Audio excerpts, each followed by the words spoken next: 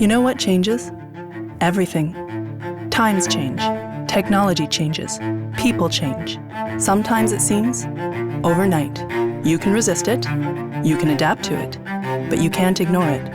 Our thinking is to lead it by changing the way we work, changing the way expectations are met, leading clients and the practice of law forward. You know what that changes? Everything. Hi, and welcome to Take 5 with the Top 50. It's the video interview series where we speak to Atlantic Business Magazine's 2020 Top 50 CEO Award winners. In just 5 questions, we try to find out what the secrets are to their success, what makes them tick, and how they became award-winning leaders. I'm Dawn Chafe. I'm the co-owner and executive editor of Atlantic Business Magazine. For this episode, I am joined by Jeff Squires from Charlottetown, PEI. Jeff is the president and CEO of PEI Brewing Company and Whitecap Entertainment. Jeff, thanks so much for joining me. Let's start.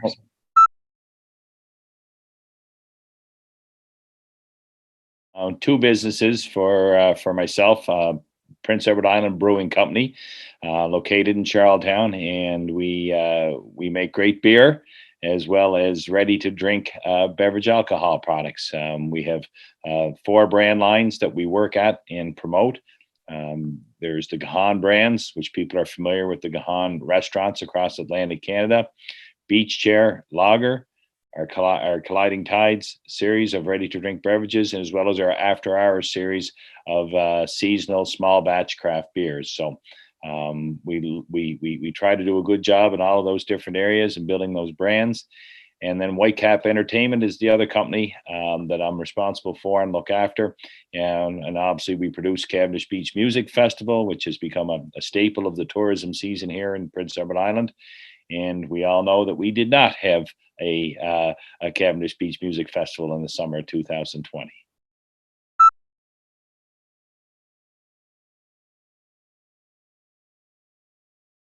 Hurricane Arthur, yeah, it was one of those things that you definitely did not expect.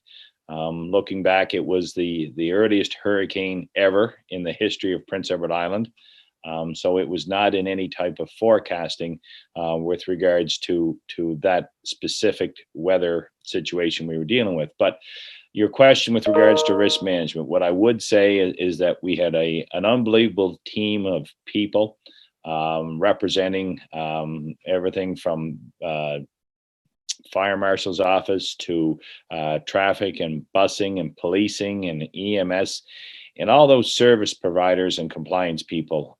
We've spent time throughout the year meeting as a group 6 or 7 times, 38, 40 people around the table doing this type of thing and planning for circumstances. And as much as Hurricane Arthur wasn't the specific one, we did plan for weather situations. And what I would say is avoiding Hurricane Arthur and any major injuries and having 2 out of the 3 days was a tremendous accomplishment. And there was a whole large number of people that were responsible for that, and it just didn't happen. It was years of planning and people believing and working with one another that enabled that event to be executed as best it could possibly be in those extreme circumstances.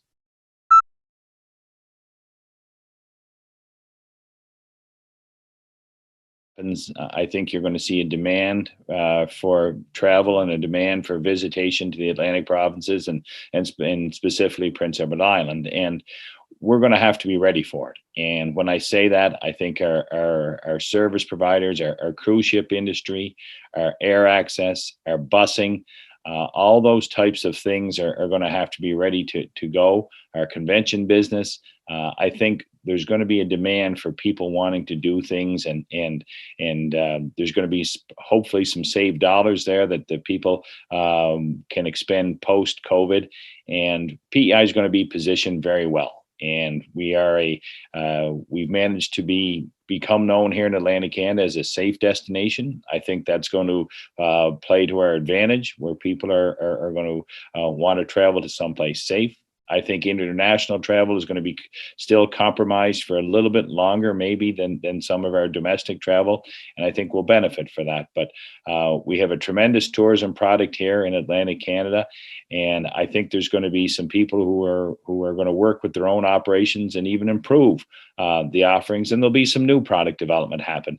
And all that stuff is exciting, and it's no different than we've worked on here for the last 15 years in Prince Edward Island. Is to have quality operators working alongside the government departments to deliver and execute a great tourism season.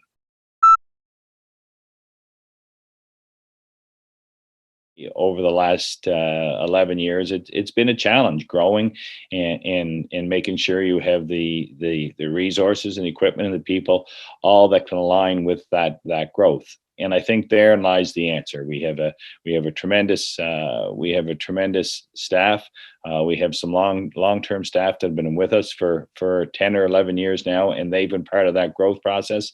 And that's been the secret, I think, to the success is a dedicated group of people in core positions that have been helping lead and adapt and be flexible as you've gone through those growing pains. Because absolutely, the situation you explained, there are growing pains, and it's difficult to grow while at the same time meeting the market demands for your products. And we've been able to do that, and very, very proud of the people here at the PEI Brewing Company that have led that growth.